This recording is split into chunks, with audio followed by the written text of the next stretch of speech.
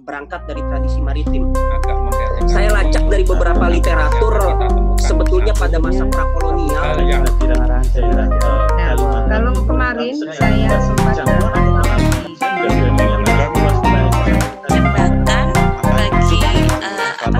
bagi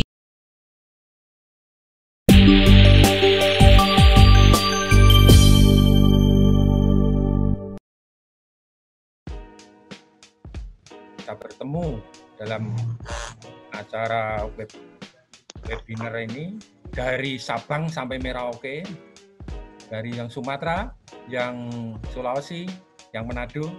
Jadi selamat bergabung saudara-saudara kami semuanya. Yang pertama saya ucapkan terima kasih sekali kepada Aksi Pusat, Presiden Aksi, Mas Rian. Mudah-mudahan tahap 1 ini nanti akan dilanjut dengan tahap yang berikutnya. Bukan hanya kedua, tapi ketiga dan seterusnya. Ini terima kasih sekali Pak Sabit, Thomas Sabit, tokoh muda dari UNES. Berikutnya sambutan sekaligus pengarahan dari Mas Rian, Mas Sumadian Perdana Kusuma. Untuk waktu dan tempat dipersilahkan sekalian nanti untuk meresmikan acara ini. Assalamualaikum warahmatullahi wabarakatuh. Selamat pagi dan salam sejahtera untuk kita semua. Yang saya hormati Mas Sabit, alhamdulillah Mas, ini kedua kali kita ketemu ya setelah seminar waktu itu di UNES. Terima kasih sudah banyak membantu guru-guru. Memang kita perlu kolaborasi dengan akademisi. Bapak Ibu sekalian, saya juga terima kasih untuk orang-orang yang ada di belakang layar. Saya paham di balik para sesepuh-sesepuh ini ada orang milenial yang bergerak dalam sunyi, yang nggak kelihatan, yang tidak saya sebut satu persatu namanya. Tema maritim ini menarik. Tanpa adanya pengetahuan maritim, niscaya ada perubahan, ada kosmopolitanisme dan juga ada Indonesia. Faktanya perubahan dibangun, kolonialisme masuk, interaksi masuk, itu melalui jalur laut, melalui jalur maritim. Masyarakat kita di masa lalu itu memiliki keseimbangan. Distribusi barangnya diambil dari pedalaman, hasil pertanian, rempah-rempah. Namun cara untuk memasarkannya, cara untuk alur distribusinya, jalur laut menjadi komponen utamanya, termasuk membangun hubungan global pada masa itu. Jadi globalisasi itu sudah diperkenalkan oleh nenek moyang kita jauh sebelum bangsa barat mengistilahkan konsep globalisasi. Sehingga bangsa ini seperti dihilangkan perhatiannya. Hal ini ditambah dengan blokade maritim oleh Belanda, sehingga betul-betul sektor laut kita terproteksi. Ini menurut saya menarik. Sejarah mencatat karena adanya penjajahan Belanda, satu generasi maritim kita hilang. Pengetahuan maritim kita hilang. Orde Baru terus dengan sektor agrarisnya, industrinya, baru kemudian terakhir Pak Jokowi mencanangkan konsepsi poros maritim. Kita sudah lama menghubungi laut. Kaitannya dalam pembelajaran, guru sejarah itu perlu kontekstual. Maritim ini semakin marak setelah kita melihat masalah Laut Cina Selatan, baru tuh orang buka lagi UNCLOS, buka lagi deklarasi Juanda. Tapi kita tidak bicara ke sektor politik itu, kita lebih melihat guru sejarah harus memulai dari situ. Perlu ada kebanggaan, perlu ada kesadaran mengenai sejarah maritim, mengenai muatan maritim. Maritim itu bukan memisahkan kita Bapak Ibu, sebab maritim itu justru menghubungkan kita, mempersatukan kita. Kegiatan diskusi, suara dari daerah dengan tema urgensi sejarah maritim dalam pembelajaran sejarah dinyatakan dibuka. Billahi taufiq wal hidayah. Wassalamualaikum warahmatullahi wabarakatuh. Rian untuk sambutan dan pembukaannya. Nah, untuk akan kita mulai diskusi ini. Jadi dimulai nanti dengan Pak Sabit ya. Apa sih itu sejarah maritim, kok kelihatannya asing? Saya sendiri pun baru saudara lebih menarik lagi. Nanti akan dipandu oleh Pak Sabit. Assalamualaikum warahmatullahi wabarakatuh. Yang saya hormati dan saya banggakan Mas Rian, selaku Presiden Asosiasi Guru Sejarah Indonesia, Pak Supriyono selaku Ketua ASKI Jawa Tengah, dan juga panitia yang sudah memfasilitasi kegiatan webinar pada kesempatan pagi hari ini. Yang akan kita bahas kali ini adalah tentang bagaimana relevansi dan urgensi dari sejarah maritim. Di dalam satu inovasi pembelajaran sejarah ada salah satu bagian yang saya sebut sebagai linking atau menghubungkan, di mana materi-materi yang ada di dalam sejarah kita kaitkan dengan beberapa hal.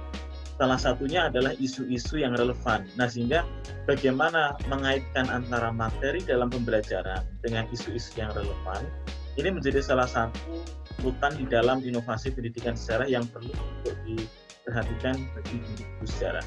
Jadi, bagaimana isu-isu itu nanti kita kaitkan dengan pembelajaran sejarah atau dengan materi sejarah, sehingga materi sejarah itu bukan tanpa manfaat.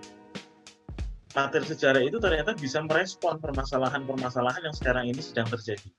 Kaitan ini memang tidak bisa dilepaskan dari salah satu kebijakan dari pemerintah, yakni ingin membangun kembali budaya maritim sebagai salah satu pilar Indonesia sebagai poros maritim dunia. Lautan itu bukan sebagai ruang hampa yang tidak memiliki cerita, akan tetapi justru sebagian besar cerita masyarakat Indonesia itu berasal dari lautan. Sehingga salah satu bentuk untuk menguatkan bagaimana Indonesia menjadi poros maritim dunia adalah salah satunya membangun kembali budaya maritim. Nah, membangun kembali budaya maritim itu salah satunya adalah dengan pendidikan, terutama pembelajaran sejarah. Perjumpaan itu bisa berupa perdagangan, bisa berupa peperangan. Nah, sehingga di sini kita bisa melihat ketika orang ada challenge, maka dia pasti akan melakukan respons. Karena laut inilah yang kemudian menjadi pembuka sejarah yang akan menjadi besar.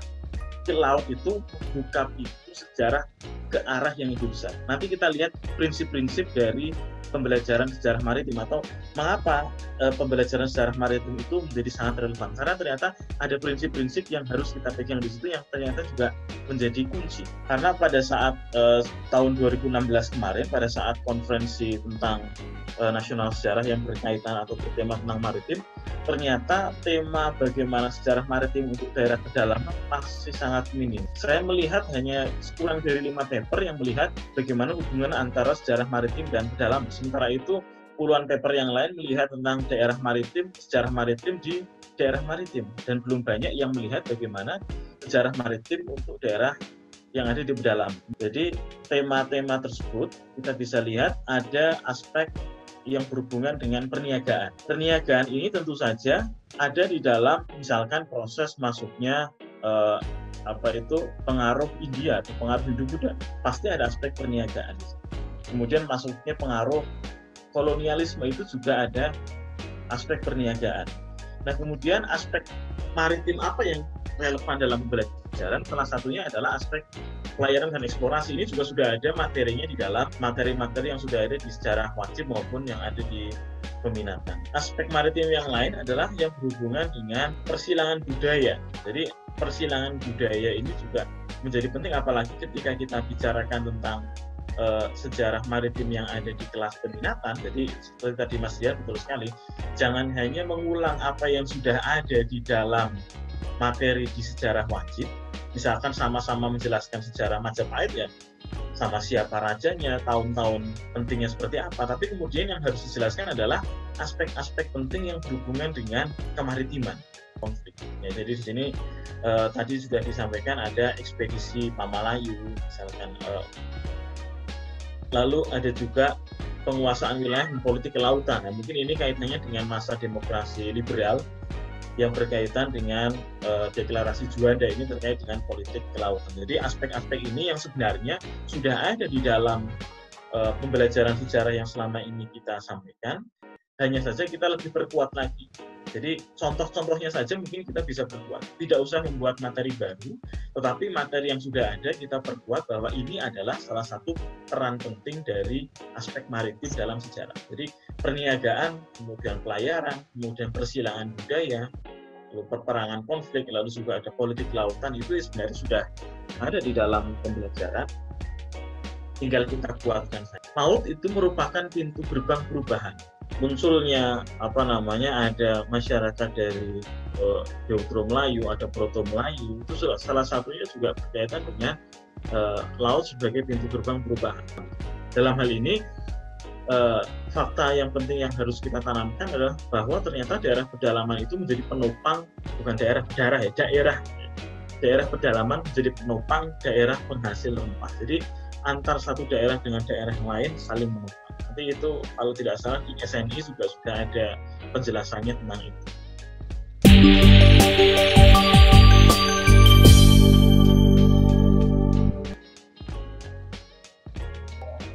Baik, untuk Pak Joni ya, dari Samarinda, ya dipersilahkan. Kerajaan tertua di Indonesia itu ada di Kalimantan, tepatnya di Kutai, Pak. Yang jadi pertanyaan kita adalah, yang mungkin juga anak-anak sering bertanya, itu Kutai itu ya di Muara Rekaman, letak kerajaan Kutai itu ada di pedalaman. Jadi kalau kita lihat ukur dari jarak dari laut atau muara itu sekitar 100 km. Dan pertanyaan kita adalah, jika mereka itu adalah orang India itu yang pertama kali menginjakkan kaki di Kutai pedalaman, pertanyaannya apa faktor mereka sehingga kok mereka itu bisa tahu di situ ada sebuah peradaban. Nah, kalau kemarin saya sempat 8 tahun di Dili di Timor Leste, kalau saya melihat sendiri bahwa pedagang pasar itu hampir 90% adalah orang-orang Bugis. Ketika saya ke Kupang juga sama, sampai dengan ke daerah Flores itu pasar itu dikuasai orang-orang Bugis. Saya kira sampai dengan Sumbawa juga ya. Tetapi kok yang di Jawa ini, di Jawa itu tidak ada apa istilahnya, tidak ada bekas-bekasnya dari pelayaran mereka antar kota di Jawa gitu. Ini kok sampai tidak ada bekasnya gitu. Nah, kejadiannya itu karena apa atau bagaimana? Gimana Mas Soni? Monggo Pak, langsung lanjut Ramawan. 3 dulu ya. Oke. Ya, terima kasih. Jadi sangat menarik semuanya pertanyaan. Sebenarnya bukan pertanyaan, tapi kemudian pernyataan ya, lebih ke arah aspek-aspek, beberapa aspek mungkin lebih dikuasai oleh ibu-ibu atau bapak-bapak semuanya yang di sini, sehingga kita lebih banyak sharing. Karena memang sejarah itu berbeda dengan fisika atau matematika. Sejarah itu ahlinya justru yang di tingkat lokal. Bisa jadi pengetahuan Bapak Ibu sekalian tentang sejarah lokal itu lebih bagus daripada pengetahuan sejarah dari profesor sejarah, karena memang keunikan yang dikaji dalam sejarah seperti itu. Oke, yang pertama akan saya coba jawab terkait dengan Kutai. Ya, memang Kutai itu ada di daerah pedalaman sisi timur Kalimantan, tapi kemudian mengapa ditemukan dinyatakan sebagai salah satu kerajaan yang tertua. Nah, sebenarnya kalau kita lihat antara Kutai dan Tarumanegara sebenarnya berada dalam satu periode yang sama, Pak. Jadi di Jawa juga ada, di Kutai juga ada. Nah, yang menjadi perbedaan adalah ada jalur perdagangannya. Ada jadi jalur perdagangan itu tidak semata-mata satu saja, tetapi bisa juga ada yang melalui Selat Malaka, ada yang melalui Selat Sunda. Orang-orang Belanda itu lebih cenderung pelayarannya melalui Selat Sunda, sehingga mereka pertama kali tiba di daerah Banten. Kan begitu nih Bapak Ibu ceritanya ya. Nah, kemudian ada juga pelayaran yang melalui Selat Malaka. Nah, pelayaran melalui Selat Malaka itu akan lebih dekat di melalui kawasan yang di daerah Kalimantan Barat atau daerah Pontianak. Nah, kalau kita mau bicarakan tentang bagaimana hubungan antara sejarah yang ada di daerah Kutai dengan yang ada di sekitar Kalimantan, ternyata kalau kita lihat Kutai itu wilayahnya bukan hanya yang ada di daerah seperti yang kita kira mungkin di daerah Kalimantan Timur, tetapi ternyata juga jangkauan atau pengaruhnya. Saya tidak berani menyatakan luas wilayahnya sampai ke Kalimantan Barat, tetapi luas jangkauan pengaruhnya itu sampai di kawasan Kalimantan Barat. Bagaimana jejak maritim yang ada di Jawa misalnya. Nah, ini yang menarik. Kalau kita bicarakan tentang masalah sejarah maritim yang ada di pesisir utara Jawa, kalau Pak Jupri kan dari Kudus ya Pak ya. Nah, ini kan selalu dulu pasti akan diajarkan terkait dengan bahwa daerah Muria itu adalah daerah yang terpisah dari daratan utama Kudus. Jadi daerah Muria itu daerah yang terpisah dari dataran utama Kudus. Itu bahkan ketika kerajaan Demak, artinya kira-kira 500-600 tahun yang lalu.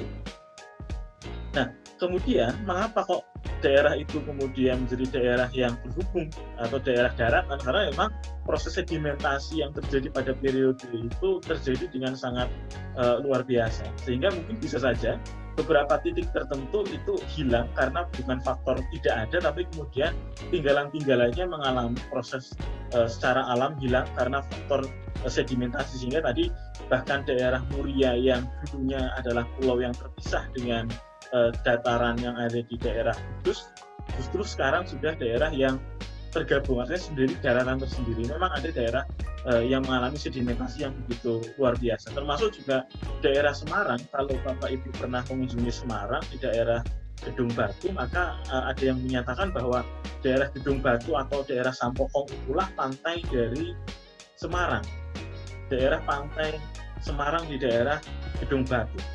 Nah, tetapi kemudian kalau kita lihat dari Gedung Batu sampai ke Tanjung Mas itu kan sudah sudah beberapa kilometer jaraknya.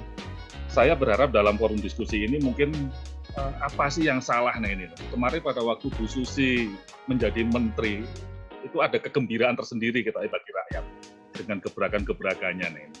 Tapi hari ini dengan Menteri Kelautan yang berbeda, apalagi Angkatan Laut Cina sudah ke sana kemari, otomatis pencurian ikan dan sebagainya marak kembali. Ini menimbulkan ketidakpuasan. Kita belajar ngasih materi ke anak kehebatan kita di masa lalu, oke lah. Nah ini, tapi di era sekarang anak-anak kritis, Pak. Anak-anak kritis, Pak. Sekarang ini nelayan kita kok begini-begini, nih. Mungkin ada yang salah, nih. Kita diskusikan di sini. Mungkin Pak Presiden ini mungkin punya gambaran-gambaran, atau mungkin Pak Sabit dengan sejarah kemaritimannya mungkin bisa memberikan arahan bagi kami untuk nanti menindaklanjuti ke peserta didik. Itu, Mas. Terima kasih. Pembelajaran kan tadi yang tema kita adalah relevansi pembelajaran maritim terhadap daerah pedalaman.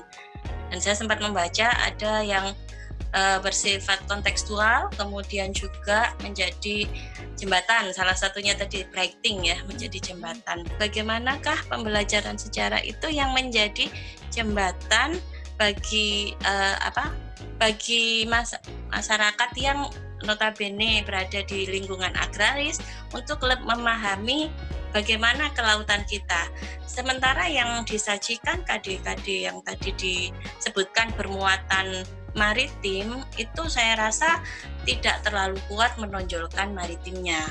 Pak Kusnul, bagaimana sebenarnya bisa menghubungkan materi yang sudah ada itu ke dalam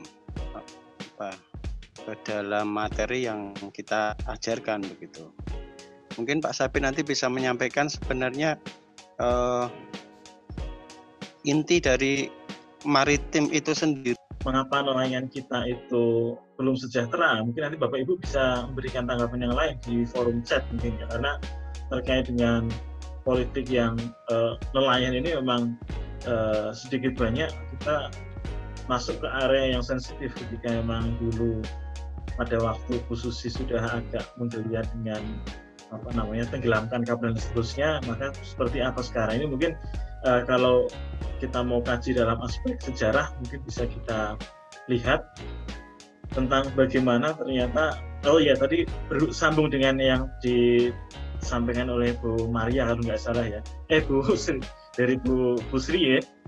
Jadi terkait dengan BIS itu ternyata juga masyarakat Bugis kemudian masyarakat yang di daerah Sulawesi itu juga menjadi masyarakat yang sebenarnya kita bisa lihat sebagai masyarakat yang mandiri dan kemudian mampu untuk subsisten melalui aspek kebaharian, sehingga bagaimana kita jadikan sebagai contoh ternyata masyarakat yang ada di Bugis itu masih bisa bertahan, tapi kemudian berbeda dengan masyarakat yang ada di daerah yang lain. Kenapa kok bisa terjadi naik turun dan kemudian menjadi tidak sejahtera? Nah ini mungkin saya juga tidak begitu kuat pemahamannya tentang itu. Mungkin nanti kita bisa diskusikan dalam forum tersendiri yang menghadirkan narasumber dari Kementerian Kelautan. Upaya yang sederhana dalam kita menjembatani bagaimana pembelajaran itu dilakukan, bukan hanya untuk maritim tapi untuk isu-isu apapun. bagaimana menjembatanya adalah dengan menghadirkan isu itu di dalam kelas. Termasuk juga ketika kita ingin membicarakan sejarah, sebenarnya bagaimana kita menghadirkan masa lalu itu di dalam kelas.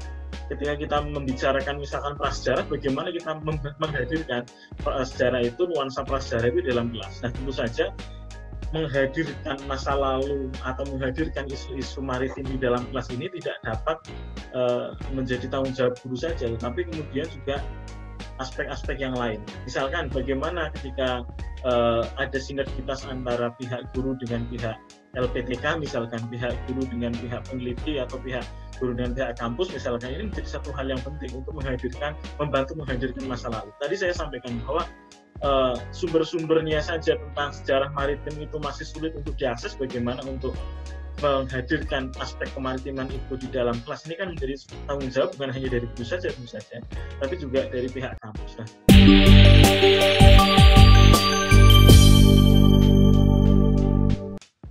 Asis, kita coba kolaborasi nanti dengan menghadirkan sejarawan yang memang concern di maritim. Nah, nanti mungkin dari situ pemahaman secara keilmuan sejarahnya bisa lebih komprehensif, Bapak Ibu terima. Insya Allah kita tuntaskan, kita lanjutkan nanti secara lebih luas dengan menghadirkan narasumber yang lain dari sejarawan. Yang kedua, langsung nyambung tadi mengenai realitas sekarang. Bapak Ibu betul, bicara sejarah tidak melulu cerita-cerita gemilang, perlu political will, Pak. Artinya peran pemerintah menjalankan narasi dan juga implementasi itu perlu konsisten. Kita itu adalah guru sejarah, kita nggak bisa berperan sebagai politisi atau pengambil kebijakan, tapi minimal Bapak Ibu berjuang melalui ruang-ruang kelas. Contoh, the power of knowledge, berikan narasi-narasi muatan maritim di ruang-ruang kelas. Dalam pendidikan sejarah boleh menggunakan seandainya. Kita bisa lempar pertanyaan-pertanyaan yang agak menggelitik pada siswa kita untuk menghadirkan solusi dan juga membaca gimana sih perspektif milenial terhadap maritim. Masalah maritim itu kompleks, betul Mas Abid sampaikan, perlu pendekatan multidimensional dan juga multidisipliner. Itu dari saya mungkin closing statement-nya. Terima kasih Mas Abid, Pak Moderator, Bapak Ibu semua. Insya Allah sekali lagi kita tuntaskan, kita lanjutkan tema maritim ini secara lebih luas temanya. Jadi